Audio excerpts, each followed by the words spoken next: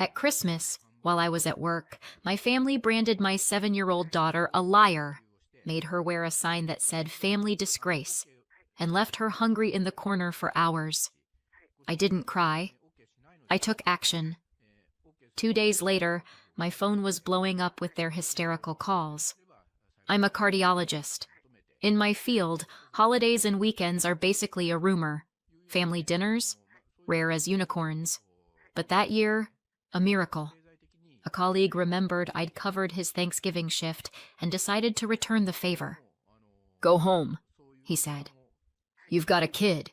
She should see you at Christmas." So I thought I'd do the whole surprise entrance thing. No text, no heads up, just show up at my parents' house. The door wasn't even locked. I walked in and, honestly, it looked like the aftermath of a frat party. The Christmas tree was tilted like it had survived an earthquake. Ornaments smashed on the floor, food spilled into the carpet, tablecloth stained. And my family? They were all sitting there, calm, eating dessert, laughing, holiday music in the background. Like none of that chaos mattered. Like everything was fine. Parents. My sister Bianca with her husband and son. My brother Logan with his wife and daughter. My daughter? Nowhere. "Hey, what happened here?" I asked. Silence. Mom flinched. Bianca dropped her fork. Everyone stared at me like I was a ghost. Finally, Mom said flatly, "That mess? Your Ruby did that. Take a look." My stomach sank. "Where is she?" Bianca flicked her hand toward the hallway, like shooing away a fly. "Over there." I walked down and stopped cold. Corner of the next room. My little girl, 7 years old, standing against the wall. Fancy dress ripped and dirty, scratches on her legs, quietly crying. "Ruby!" She spun, saw me, and broke down. "Mom!" She ran straight into my knees. I scooped her up. "Baby, what happened?" Then I saw it. Black marker scrawled across her forehead. "Liar." And a cardboard sign hanging from her neck. "Family Disgrace." For a second, I honestly thought I was hallucinating. Too many shifts, no sleep. But no, this was real. While I was at work, my so-called relatives had been tormenting my child. I took her hand and went back to the dining room. She clung to me like I might disappear. And there they all were, still at the table, eating, laughing, Dad sipping his juice, Mom finishing her pie, Logan telling some stupid story, his wife smiling, Jingle Bells playing in the background, my daughter wiping tears with her sleeve. "You've got to be kidding me," I said, voice shaking. "You're just sitting here, eating, laughing, while my kid is standing in another room with a sign on her neck?" No one looked at me. Mom sipped her coffee, slow and calm.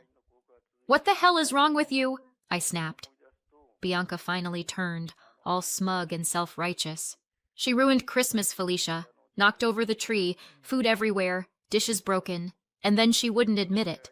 Tried to blame Nolan." Nolan, her precious 9-year-old, spoiled rotten, sitting there with his innocent face like butter wouldn't melt. Ruby pressed into me, sobbing. "Mom, he pushed me. It's true." I stroked her hair, stared at Bianca. "You heard her. She says Nolan pushed her." Bianca tossed her hair. "That's not true. He saw her climb the chair. She reached for an ornament, fell, knocked it all down." Ruby shook her head, crying harder. "It wasn't me. I didn't." I held her tighter. "Oh, Nolan saw it, huh? And why is it you all automatically believe him, but not Ruby?" Bianca flushed red. "Don't accuse my son. Nolan always tells the truth." I pulled out my phone, took photos of Ruby, marker on her face, sign around her neck. Right in front of them. Dad squinted. "What do you think you're doing?" "Documenting," I said flatly. "Because tomorrow, you'll all pretend this never happened." I yanked off the stupid cardboard sign, tossed it on the floor, and tried to wipe the marker from her forehead. It wouldn't come off. Her skin was raw, red. She flinched when I touched her. I turned back to them. Look at her. She's trembling. She's telling you she didn't do it. And even if she had, even if she really did knock over your damn tree, you think it's normal to write on a child's face and hang a sign around her neck? Are you people insane? Mom dabbed her mouth with a napkin, like we were in some courtroom drama. We decided that since she lied, everyone should see her for what she is. That's called discipline. Inside me? Boiling. I wanted to scream until the walls cracked. But Ruby was shaking in my arms, and she didn't need more yelling. So I leaned in and said low and sharp, "Discipline is teaching, explaining, helping a kid clean up if they make a mess. Not forcing a 7-year-old to stand in a corner with a damn sign while you all stuff your faces and sing along to Bing Crosby. That's not discipline. That's cruelty." Dad muttered without even looking up from his plate. "She needs to take responsibility for her actions." Responsibility? I could feel my throat burning. Who left a chair by the tree? Who set it up so badly it tipped over? That tree could have crushed her. Why didn't anyone help Ruby when she fell and scraped herself up? Look at her. She's covered in scratches. Who takes responsibility for that? Because she's 7. You're the adults. And instead of owning your screw-ups, you branded her face with a marker. Mom shot to her feet like I'd insulted the Pope. "Felicia, your daughter ruined our Christmas, our holy holiday, and you dare lecture us? If she hadn't climbed that chair, none of this would have happened." She took a breath, eyes cold as ice. "We did the right thing. You can't handle her. We're helping." "Helping?" I laughed, sharp and ugly. "If that's what you call help, then what's abuse?" Mom waved a hand at me, dismissive, like I was some annoying salesperson at the door. "You're too soft. You coddle her. Never punish her when she deserves it. And now look." "She needs to learn," my brother Logan chimed in, voice full of smug wisdom. "She has to remember this lesson." "Oh, she learned," I shot back. "She'll remember, and so will I. Believe me." I looked around the table. Bianca, preening, hair salon perfect. Logan, always convinced the universe revolved around him. Mom, cold as an iceberg. Dad, forever the spectator, never the protector. Not one of them looked guilty. Not one even questioned themselves. They sat there certain they were right, as if I was interrupting their noble act of discipline. My so-called family. Masters of excuses, strangers to compassion. Then Ruby tugged on my hand and whispered, voice trembling, "Mommy, I'm so hungry." I froze. They hadn't even fed her. They knew she was starving and left her standing in a corner with cardboard around her neck, and that was it. Something snapped in me. Why was I even still talking to them? Explaining? They'd never get it. And I didn't need them to. I didn't need them at all. "Sweetheart, we're going home," I told Ruby. "You can take her to the kitchen," Mom said with fake generosity. "There's still plenty left." I didn't answer, just held Ruby's hand, helped her into her coat, buttoned it up. Quiet. Efficient.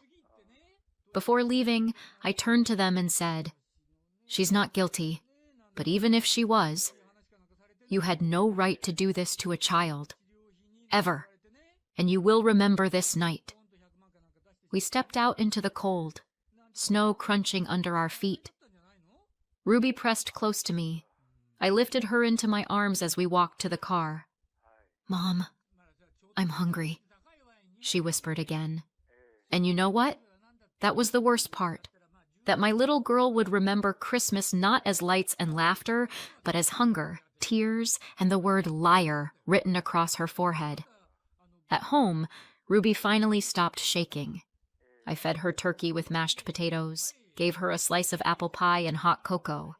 She ate like she hadn't seen food in a week. After a bath, I tucked her into bed, pulled the blanket up, and slid my phone under the frame with the recorder on. I wanted it all. Photos weren't enough. "Baby," I whispered, "tell me what happened." Ruby's voice was thin, broken with hiccups and tears. Her eyes were red and swollen. Nolan said, the ornament was crooked. Said I'm small. It'd be easier for me. He'd hold the chair. I climbed up. He was holding it. Then he pushed me in the side. I fell. The tree fell. Everything fell. She broke down again. And he screamed, "It was her!" She rubbed her eyes with her fists, but the tears just kept coming. They all came running, yelling at me. I was hurting so much. I said Nolan pushed me, but Aunt Bianca said I was a nasty liar. And she hung a sign on me that said I was the shame of the family. Her voice collapsed to a whisper. She covered her face with her hands. And Grandma, she took the marker, started writing on my forehead. I cried. I begged her not to. But she kept writing. Said I had to think about what I'd done. My little girl was trembling, every word jerky, ripped out of her. I pulled her into my arms. I was so scared, Mommy. I wanted to run, but Grandpa and Uncle Logan held me. I thought you weren't coming. Inside, I was burning alive. To make her repeat it, to relive it. That felt cruel. But I had to know. I had to record it, and they were going to regret every second. I kissed her damp cheek and told her, "Sweetheart, none of this is your fault. Do you hear me? Not one bit. What they did, that's their shame, not yours. You're a good girl. You're brave. And I'm never letting anyone treat you like that again. Ever." We stayed like that a long time, holding on to each other. Finally, exhaustion won. She curled up and drifted off. I watched her breathe and thought, I knew. I knew what my family was like, and I still brought her there. People love to say, "You're lucky. Big family means you'll always have support." Support? Right. My whole life, I was the third wheel. It started early. I'm the middle child. Bianca, the oldest, the golden one. Logan, the baby. Our boy. And me?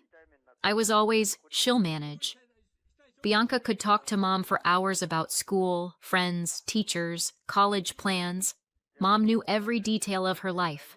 Logan had Dad, building model planes together, driving to baseball practice, cheering at games, their school projects, sports, achievements, family business. Me? I did my homework in the corner of the kitchen. No questions, no interest. Housework? Bianca was studying. Logan was a boy. Chores aren't for him. Guess who scrubbed the bathroom, shoveled snow, cooked with Mom? The third wheel. Birthdays? Bianca got parties with balloons and friends. Logan had sports parties, trophies, the whole deal. Mine? Store-bought cake at the kitchen table. Presents? Bianca got new dresses, perfume. Logan got a bike, sneakers. I got a coat, a size up so it lasts longer. Functional, practical, not special.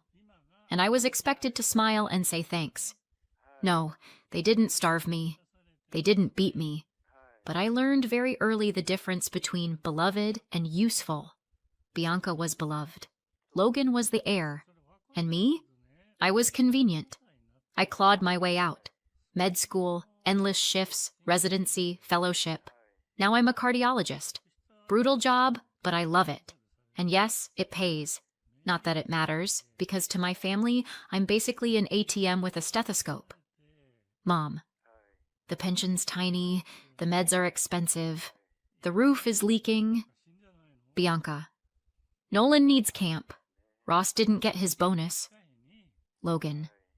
Piper's activities cost money. They all look at me like I'm a slot machine. And I pay up. Because if I don't, I'm the traitor. I was married once, a lawyer. Looked solid, promising. Then he left. Younger colleague, new state, new life. And me, left with Ruby. And how did my family take it? Mom. Well, with your personality, no wonder. Bianca. Told you lawyers can't be trusted? Logan just shrugged. That's the level of support I got. And with Ruby, it all repeated. Same damn pattern. Piper, Logan's daughter, 8. Smart and beautiful. Constant praise. Nolan, Bianca's boy. A born leader. Grandma's favorite. And Ruby? Quiet, straightforward, honest. Which to them equals ordinary. Everything she did was dismissed. Drew a picture? Anyone could do that. Memorized a poem? Well, Piper already dances in a troupe. I told myself, whatever. Words don't matter. She'll grow, find her own people. But words became actions. Nolan. I know that type. Crafty little tyrant. Always sneaking in a pinch, a shove, a kick when no adult was watching. And if anyone called him out? Wide eyes, innocent voice. Me? Never. He could sell sand in the desert. Adults loved him, polite, charming, a leader. Grandma and Grandpa adored him. The truth? He was mean and clever and knew exactly how to dump his messes on someone else. And Ruby? She'd blush, stammer, freeze, which of course made her look guilty even when she wasn't, just like today. He told her to climb the chair, fix the ornament. She trusted him. He shoved her, maybe even by accident, and everything crashed down. Then his voice. She did it! And of course, they all believed him. I've spent years telling myself my family had changed. We're adults now. We have kids of our own. Surely they'd be different. But here's the reality. Christmas table piled with food, music in the background, and my daughter branded a liar in the next room. Watching her sleep that night, I knew. They had done to her exactly what they did to me. The only difference? I'm grown now. And I have power. That was their last act of cruelty. The morning after Christmas started with coffee, and the gray shadow of the word still bleeding through my kid's forehead. Permanent marker. Excellent parenting tool if your goal is for liar to last longer than your conscience. I washed Ruby gently, rubbed cream on her skin, but the letters kept showing through. She sipped hot chocolate, chewed on a pancake, and I just stared at her forehead thinking one thing. Enough. How many years had I carried these people? How many times did I excuse it? Well, they're family. They're not bad people. They just need help. I'd paid for boilers, camps, sports leagues, car repairs, insurance premiums. I'd covered my parents' bills so their modest lifestyle could stay comfortable. Yesterday they showed me what they're worth. Done. Finished. I didn't waste time. Packed Ruby into the car and drove straight to the hospital. My hospital. My colleagues documented everything. Scratches on her legs, bruises on her arms, even the marker stains that wouldn't come off her skin. All of it in an official medical report. Now it wasn't just her word or my photos. It was evidence.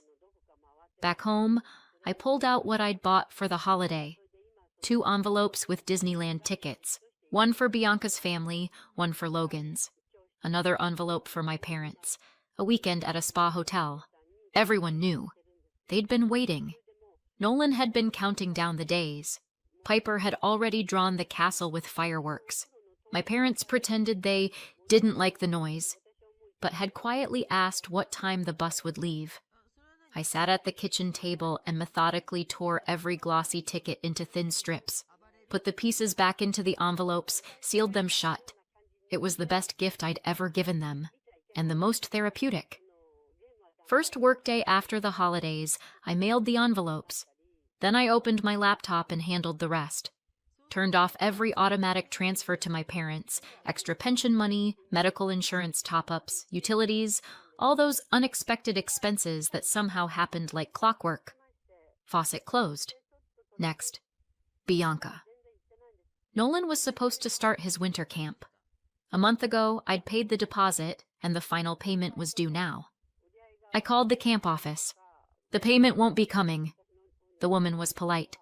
We'll notify the parents. If they pay, his spot is safe. If not, it'll go to another child. Perfect. Notify away.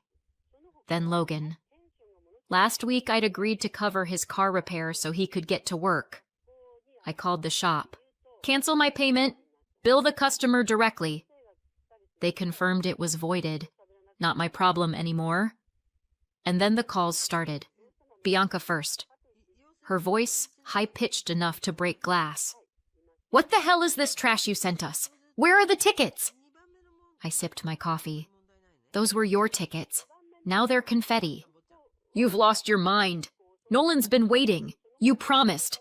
He dreamed about this. Maybe he should start dreaming about honesty. Cheaper dream. Click. Then Logan. His envelope had landed. He was screaming like I'd burned his house down. Are you serious? Piper's crying. My wife's a wreck. Yeah, I said. Now you know what it feels like when a child cries. Click. A day later, Bianca again, this time about the camp. They said your payment was canceled. I need to pay now or Nolan loses his spot. You can't do this. I don't have to, I told her. You're the parent. You pay. I don't have that kind of money, she shrieked. Then find a free playground. They've got swings. Click. Soon after, my parents realized the monthly transfers had stopped. My mother called, voice cold enough to freeze glass. Where's the money? It was due today. It's not coming. What do you mean it's not coming? You owe your parents. We raised you. You raised an ATM. The ATM's closed. Dad chimed in on speaker. You're betraying us. You've always been ungrateful. No, Dad. I've always been your dairy cow. The cow's dry. Logan called too. His car shop had told him the payment was canceled. You can't be serious. My car's sitting here. How am I supposed to get to work? Bus. At least the bus doesn't run on lies. And you know what's wild? Not a single one of them asked about Ruby. Not one, how is she? Not one, we're sorry. Not even fake remorse. Just outrage that I'd shut off their money supply. Just the same lines. You're cruel. You're abandoning us. We can't survive without you. That's when it clicked. This is who they really are. When I paid, I was support. When I stopped, I became the monster. That night I turned off my phone and sat beside Ruby. She was drawing. On the page, 2 stick figures and a Christmas tree that stood upright. That us? I asked. Us, she nodded. And the tree doesn't fall 'cause nobody pushes me. Fair enough. New rule for my life. Anything that pushes my kid down, I'll make sure it falls on them instead. As for me, I was already building the file. Photos, dates, medical notes, names. This wasn't drama. It was a case file. CPS, police. First workday after the holidays. Not because I doubted, but because I like my footsteps to land loud. First, the sound of tickets ripping. Then, the silence of empty bank accounts. Next, the knock on their doors. After the holidays, I did what needed to be done. First stop, CPS. The caseworker, mid-40s, business casual, no nonsense, listened to me without blinking. Apparently, I wasn't the first parent to show up after a festive family gathering turned into a hazing ritual. I put the photos on her desk, the medical report, a flash drive with Ruby's recorded statement. She nodded. That's enough. This is child abuse. We'll check the households where kids live. A few days later, CPS showed up at Bianca's house and Logan's. I wasn't there, but I can picture it. My family's faces when a government employee calmly told them, "You're now under state supervision. Do this again, you lose custody." To them, I'm the witch. On paper, they're at-risk families. Honestly, I prefer the second label. I knew CPS had been by when the calls started. Bianca first, shrill, hysterical. What have you done? CPS came to my house. They're making me take parenting classes. I have a college degree. Why would I need their stupid classes? So they can explain that you don't write on a child's face or hang cardboard signs on their chest, I told her. Then Logan, yelling like a man on fire, "Because of you, CPS came here. My wife's pregnant. Do you get what this means? They're going to monitor us now." "Yeah," I said. "That's called accountability. Sad it took state oversight for you to learn the word." My parents, tag-teaming the call. "You've disgraced the family. You aired our dirty laundry. The neighbors think we're monsters now." "No," I said. "You disgraced yourselves. I just stopped covering for you." Then came the police. I filed a report. Because CPS supervision is one thing, criminal charges are another. I laid it all out. Who held Ruby's arms, who hung the sign, who wrote on her forehead. And yes, it matters.